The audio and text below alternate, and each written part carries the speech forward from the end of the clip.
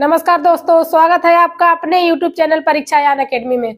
हम लोग CTET previous year question paper को सॉल्व कर रहे हैं, उसमें देख रहे हैं, उसी का हमारा सेशन चल रहा है। तो आज हमारा कौन सा पेपर होगा?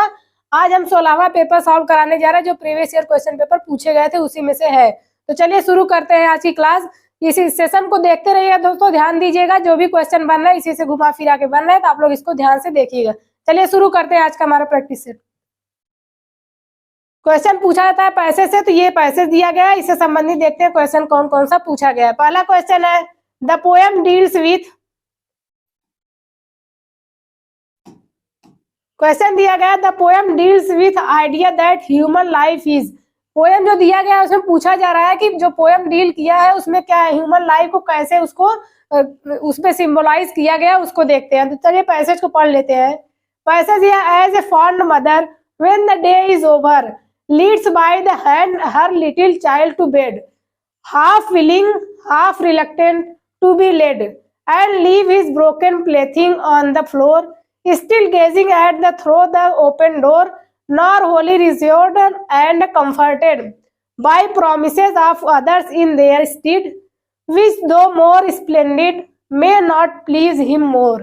So nature deals with us and takes away our playthings one by one and by the hand, leads us to rest to so gently that we go, scarce knowing if we wish to go or stay, being too full of sleep to understand how far the unknown transcends the that we know. ये जो poem बताया गया ये किसके बारे में, जो इंसान की जन्म से लेकर मृत्यु दर का जो सफर चलता है उसी के बारे में पोएम में चर्चा की गई। तो चलिए देखते हैं इससे संबंधित जो क्वेश्चन पूछा। The poem deals with the idea that human life is.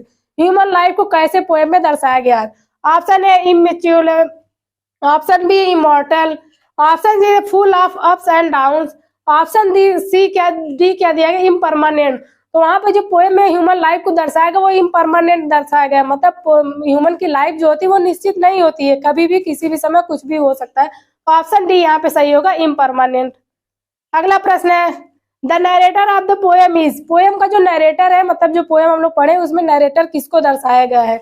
Option A greedy child, option B an aspirant youth, option C है a disillusion man, option D है ए रिफ्लेक्टिव ओल्ड मैन। तो यहाँ पे option D सही होगा, ए reflective old man जो है उस पोएम का नरेटर के रूप में व्यक्त किया गया है। तो ऑप्शन डी यहाँ पे सही होगा। अगला प्रश्न है, the tone of the poem is. Poem की टोन क्या है, पता है पोएम का भाव क्या है, उसकी टोन क्या है? डिप्रेसिंग, ऑप्शन बी दिया गया pleasant, option C solemn, option D क्या है रिवर्सियल। तो वहां पे हम दोस्तों ध्यान देंगे कि पोएम का जो हम पोएम पढ़ने के बाद क्या भाव मालूम हुआ है, उसका टोन क्या है, वो सॉलेम पोएम है। ऑप्शन सी यहाँ पे सही होगा, उसकी टोन कैसी है, सॉलेम में है। ऑप्शन सी यहाँ पे सही होगा। चलिए दोस्तों अगला प्रश्न देखते हैं। अगला प्रश्न है, which of the following is true. पैसे से क्वेश्चन पूछा गया, इसमें पूछा जा रहा है कि कौन सा सेंटेंस ऐसा है जो पोएम के अनुसार सही बताया गया है। Option A the child is tired and want to go to the bed. क्या बच्चा थक गया इस वजह से वो बेड पे जाना चाहता है, इसकी चर्चा की गई पोएम में, इसकी कोई चर्चा नहीं की। ऑप्शन बी है the mother reviews the child for not obeying her. Mother जो उसको नहीं, उसकी बातों को नहीं बच्चा फॉलो करता है, इसके लिए रिव्यू कर रही है। ये भी नहीं। The child cries because someone has stolen his plaything. क्या उसे खेलने की सामान कोई चुरा लिया इस वजह से बच्चा रो रहा है, ये भी नहीं है। ऑप्शन डी को देता है the child is partly willing and partly hesitant to be led to the bed. तो हम देखते हैं तीसरी या चौथी लाइन में दिया गया है, यही सीधे लाइन यही दे दी गई है, the child is partly willing and partly hesitant to be led to the bed. तो ऑप्शन डी यहाँ पे सही हो जाएगा। अगला प्रश्न है, which figure of speech used in. Line दी गई है, पैसे से ही पूछा गया, उसमें पूछा जा रहा है कौन सी फिगर ऑफ स्पीच सही है। देखते हैं लाइन क्या है, so nature deals with us and takes away our playthings. यहाँ पे देखिए नेचर को किस रूप में दिखाया गया, नेचर को एक सजीव के रूप में दिखाया गया, जैसे कोई व्यक्ति से डील करते हैं, व्यक्ति ये सारे काम करते, जो सजीव व्यक्ति होते हैं वही लोग कोई कार्य को डील करते हैं, जैसे कोई चीज डील करना होता है, कोई कहना होता है, कौन करता है, ये सजीव करता है। लेकिन यहाँ पे नेचर को दिखाया, nature deals with us, nature हमसे डील्स करते हैं। यहाँ पे क्या नेचर को किस में दिखाया गया, मानवीकरण में दिखाया गया, उनको सजीव के रूप में दर्शाया गया। तो ऑप्शन सी यहाँ पे देखते हैं पर्सनिफिकेशन सही होगा, ऑप्शन सी इसके अनुसार सही हो जाएगा। अगला प्रश्न है, identify the name of figure of speech, इसमें फिगर ऑफ स्पीच पूछा गया है। सेंटेंस क्या है? वी विश, वी विश, यही इतनी लाइन है, इसे पूछा गया है कौन सी फिगर ऑफ स्पीच का प्रयोग किया गया है। यहाँ पे दोस्तों ध्यान देंगे, वी विश, वी में क्या है? डब्लू, विश में भी क्या है? डब्लू। ये दोनों कॉन्सोनेंट साउंड या फिर कोई भी लेटर का जो रिपीटिशन होता है किसी भी वाक्य में, तो उसमें हम क्या करेंगे? वहां पे अलिट्रेशन होता है। तो ऑप्शन देखते हैं, मेटोनिमी, पन, पर्सोनिफिकेशन। ऑप्शन डी है अलिट्रेशन। कैसे हम अलिट्रेशन को पहचानेंगे? उसकी परिभाषा है, जिस भी वाक्य में किसी भी वर्ड की रिपीटेशन होती है, कोई भी अक्षर दिया गया उसकी रिपीटेशन होती है, वहां पे हम अलिट्रेशन का प्रयोग करते हैं। तो ऑप्शन डी इसके अनुसार सही हो जाएगा। अगला प्रश्न है, development of the mother tongue in a child is generally assumed as. जब हम मदर टंग, मातृभाषा को किसी बच्चे में डेवलप किया जाता है तो उसको किस नाम से हम जानते हैं? जैसे कोई बच्चा पैदा होता है घर में है, जो उसकी मातृभाषा होती है, जो घर में सारे बच्चे बोलते हैं, मातृ मतलब उनकी माता जी बोलती हैं, तो ये सब बच्चे जो सीखते हैं वो उसको क्या कहते हैं? क्या language acquisition, language learning, language assemblage, abstract language development. दोस्तों हम जब लैंग्वेज लर्निंग और लैंग्वेज एक्विजिशन पढ़ा रहे थे तो उसमें बताए थे लैंग्वेज एक्विजिशन जो होता है वो स्वाभाविक होता है। जो मदर टंग होता है बच्चे कैसे सीखते हैं?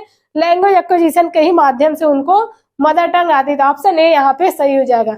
जबकि लैंग्वेज लर्निंग क्या होती है? उसके लिए पूरा व्यवस्थित माहौल होना चाहिए, अच्छे से कुर्सी मेज लगा के बैठे या फिर कोई भी माहौल क्रिएट किया जाता है, फिर वहां पे बच्चे कोई भी भाषा को सीखते हैं। अर्जन और सीखने में अंतर यही होता है कि अर्जन कैसे भी किसी भी परिस्थिति में हो जाता है, उसके लिए कोई भी व्यवस्था करने की जरूरत नहीं होती, वो स्वाभाविक होता था। ऑप्शन ए यहाँ पे सही होगा। अगला प्रश्न है, stories during the early year of language learning are. Language सीखने, भाषा सीखने के शुरुआती दौर में स्टोरी की क्या भूमिका होती है? कोई कहानी है उसकी क्या भूमिका होती है जब बच्चा लैंग्वेज मतलब भाषा सीखने की शुरुआती दौर उसकी होती है? Option A for moralising, inputs for language learning. Option B repetition है, रिप्रोडक्शन। ऑप्शन डी दिया गया है लर्निंग वंस सोसाइटी। तो दोस्तों ध्यान देंगे, शुरुआती दौर में जब बच्चे सीखते हैं कोई भी लैंग्वेज की स्टोरीज, मतलब शुरुआती दौर में जब बच्चे को भाषा सीखना होता है तो उसमें स्टोरी किसकी भूमिका निभाती है? ऑप्शन बी देखिए, inputs for language learning. Option B यहाँ पे सही होगा। कैसी भूमिका निभाती है? Inputs for language learning. Option D सही हो जाएगा। अगला प्रश्न है, देखते हैं दोस्तों, a teacher of class 5, class 5 की टीचर है, क्या कहें? Gives lots of sentence using words like good. कई सेंटेंस देती है, उसमें क्या करती है? Like, goods, beautiful, bad, colourful, old, young and when. Learners have noticed these words which she named these as describing words. Later she gives more sentences in which the learners are asked to supply these describing words. At the end of, she draws the attention of learners that these words are known as adjective. What is this strategy known as? ये जो strategy teacher का है, जैसे कोई भी class में कोई teacher पढ़ा रहे हैं तो हमें बच्चों को क्या करती है? कैसे वर्ड्स देती है? सेंटेंस देती है, उसमें किस प्रकार के वर्ड्स यूज होते हैं। जैसे देखिए, गुड दिया गया, beautiful, bad, colourful, old, young, ये सब सेंटेंस देके जितने भी सेंटेंस देती है उसमें इन सब शब्दों का यूज हुआ रहता है। फिर उसके बाद कहती है, लर्नर्स को कहती है वो उन शब्दों को नोटिस करे। फिर उसके बाद क्या करती है? These word which she named these describing word, जिसको कहते हैं डिस्क्राइबिंग वर्ड्स का नाम देती है टीचर। फिर क्या होता है? Later she gives more sentences in which the learners ask to supply these describing words. फिर उसके बाद क्या करती है? कई तो सेंटेंस बच्चों को देती है टीचर। फिर उसके बाद कहती है कि ये जो वर्ड्स दिए गए डिस्क्राइबिंग वर्ड्स, इसको उसमें अप्लाई करने के लिए कहती है। फिर क्या होता है? At the end she draws the attention of learner that these words are known as adjective. फिर उसके बाद क्या कहती है? बच्चों को ध्यान से उसको देखने के लिए कहती है। फिर उसको समझाती है कि बच्चों ये जितने भी शब्द दिए गए ये किसके नाम से जानेंगे? इसको हम क्या कहेंगे? एडजेक्टिव, विशेषण। जो विशेषता बता रहे हैं तो ये क्या होगा? विशेषण। ये जो स्ट्रेटजी टीचर करा रही है क्लासरूम में, इसको किस नाम से जानते हैं? यही क्लास में पूछा जा रहा है। ऑप्शन ए दिया गया है grammar teaching strategy. Option B है कॉन्शसनेस रेजिंग। ऑप्शन सी दिया गया टीचिंग एडजेक्टिव। ऑप्शन डी दिया content based grammar. Teaching adjective होता है, सीधे टीचर क्या कहती है? एडजेक्टिव डिफिनीशन बताती, फिर कुछ एग्जाम्पल देती, बात खत्म। लेकिन यहाँ पे क्या है? Consciousness raising. आज जो बच्चे की एक्टिविटीज जो क्लास में करा रहे टीचर, उसमें देखते हैं बच्चे कितना ध्यान से, कितने सतर्क होके, कितने सचेत मन से उस क्लास में बैठे हैं, कितना ध्यान दे रहे हैं सारे शब्दों को। फिर उसके बाद वो जो अप्लाई करते हैं वर्ड्स को सही से कर पाते नहीं कर पाते। तो यहाँ पे ऑप्शन बी सही हो जाएगा, कॉन्शसनेस रेजिंग सही होगा। अगला प्रश्न है, which methods believe drilling as a major techniques, कौन सा मेथड्स ऐसा है जो ये बिलीव करता है ड्रिलिंग जो है एक मेन टेक्निक्स होती है, जो इंपॉर्टेंट टेक्निक्स होती है। Grammar translation method, option B community language teaching, option C whole language perspective, option D क्या था audio lingualism. Audio lingualism method एक ऐसा मेथड है जो ये मानता है कि ड्रिलिंग क्या, ड्रिलिंग एक मेजर टेक्निक्स के अंतर्गत आता है, तो यहाँ पे ऑप्शन डी सही हो जाएगा, ऑडियो लिंग्विज्म। अगला प्रश्न है मल्टीलिंगुअलिज्म क्या है, यहाँ पूछा मल्टीलिंगुअलिज्म। दोस्तों जान ये बहुत ही इंपॉर्टेंट टॉपिक है, इससे हर बार हर जगह क्वेश्चन, जितने भी हम लोग प्रीवियस ईयर क्वेश्चन सॉल्व कराए, लगभग 16वां मेरा चल रहा है, लगभग 10 पेपर ऐसे हुए जिसमें मल्टीलिंगुअलिज्म के से टॉपिक से प्रश्न पूछे गए थे, इसको आप लोग ध्यान से पढ़ लीजिएगा। मल्टीलिंगुअलिज्म क्या होता है, ऑप्शन ए है learning as many language as possible, option B है learning the mother tongue home language only, option C क्या दिएगा starting with mother language and move on to add more language in school. दोस्तों यहाँ पे option 3 ही दिया गया है, इसको अब देख लेते हैं कौन सा ऑप्शन सही होगा। तो इसके अनुसार हम देखेंगे कि ऑप्शन यहाँ पे सी सही हो जाता है, starting with mother tongue.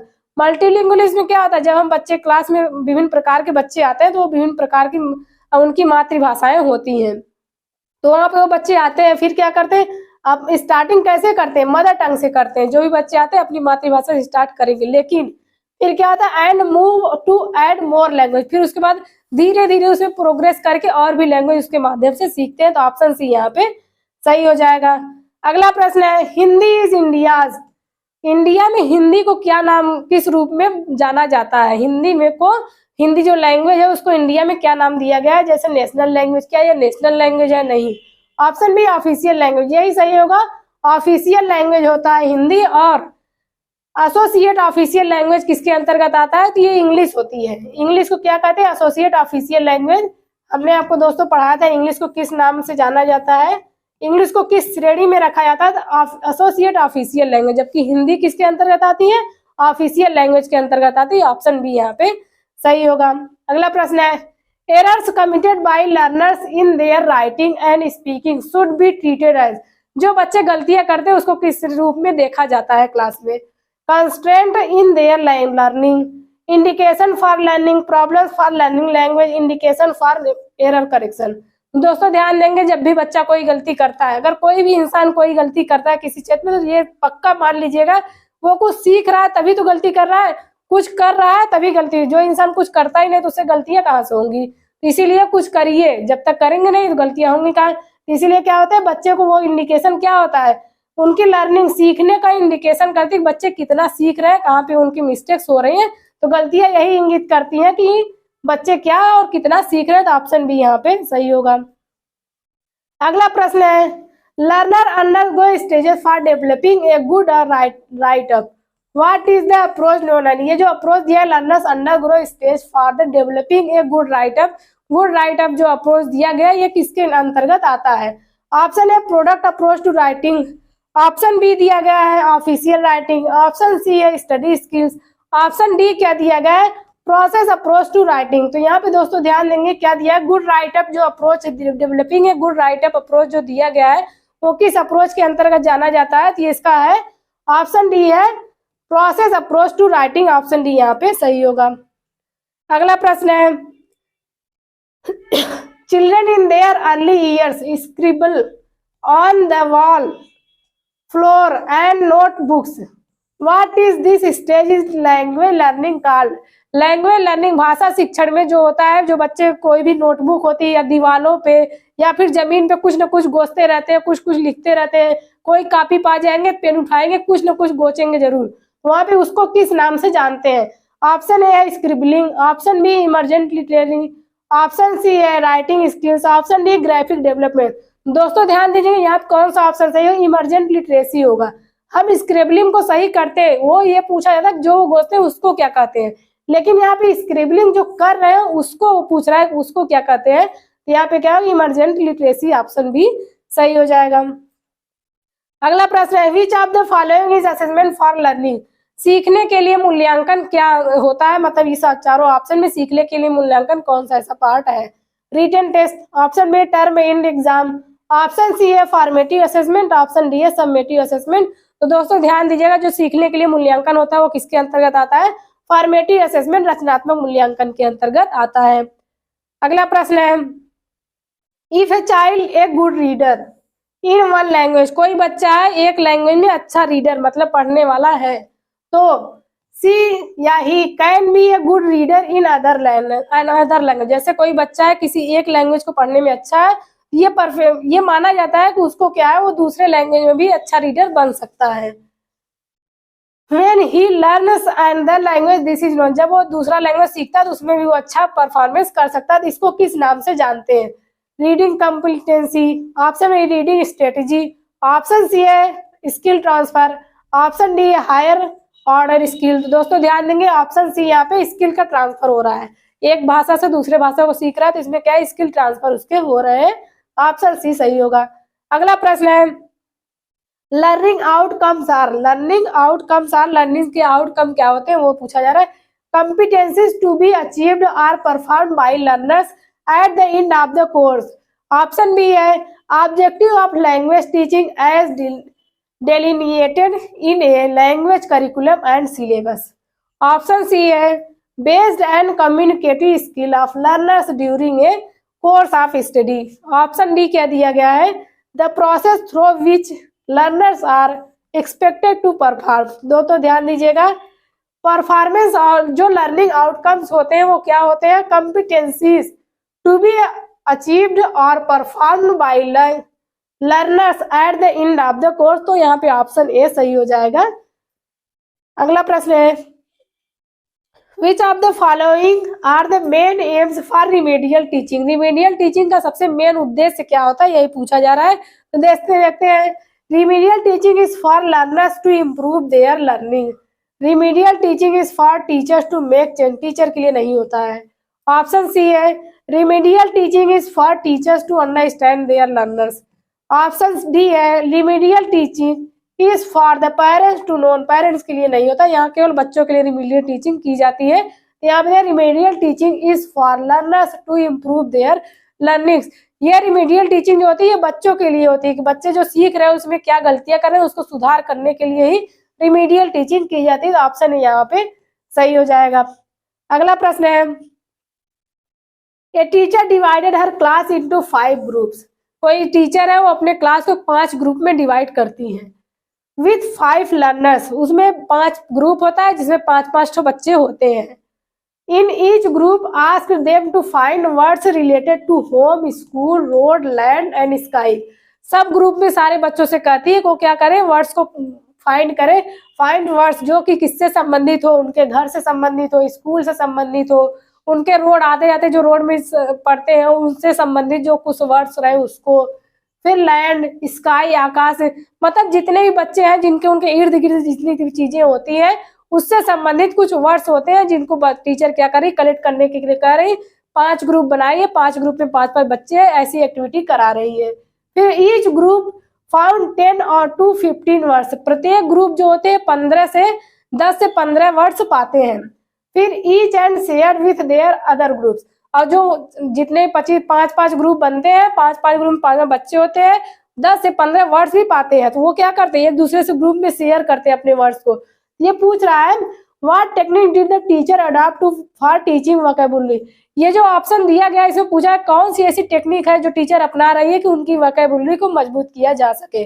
Option A देखते हैं words and phrase, option B thematic vocabulary, option D categorisation words, option D normative vocabulary. तो दोस्तों ध्यान देंगे ये कैसी टेक्निक होती है जिसमें बच्चे 5-5 ग्रुप बना के उसमें 5-5 बच्चे हैं, फिर अपने इर्द गिर्द जो जितनी सारी घटनाएं होती हैं उससे वर्ड्स इकट्ठा करते हैं। एक इसके अंदर आता है ऑप्शन बी ये दिया गया है थीमेटिक वोकैबुलरी के अंतर्गत ये सारी एक्टिविटी आती है। तो ऑप्शन बी यहाँ पे सही होगा।